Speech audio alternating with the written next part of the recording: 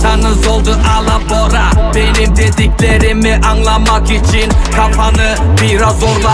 Arkamdan laf yapma, yanına geliyorum yüzüme konuşsana. Ey ey, piyasanız oldu alabora, benim dediklerimi anlamak için kafanı biraz zorla. Arkamdan laf yapma, yanına geliyorum yüzüme konuşsana. Ey ey.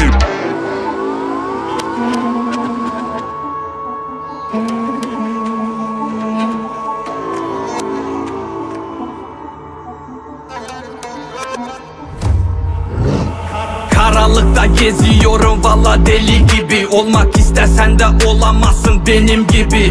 Gözü kapalı olsa da senden fazlasını görmüşümdür. Buraları ben de artık sen de duymuşsundur.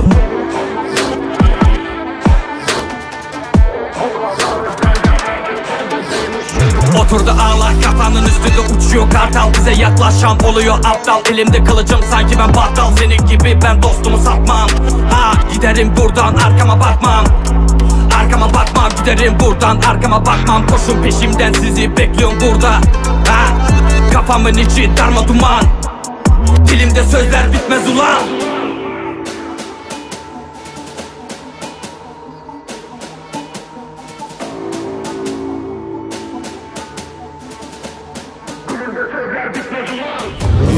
Piyasanız oldu alabora, benim dediklerimi anlamak için kafanı biraz zorla. Arkamdan laf yapma, yanına geliyorum yüzüme konuşsana. Ey ey, piyasanız oldu alabora, benim dediklerimi anlamak için kafanı biraz zorla. Arkamdan laf yapma, yanına geliyorum yüzüme konuşsana. Ey ey.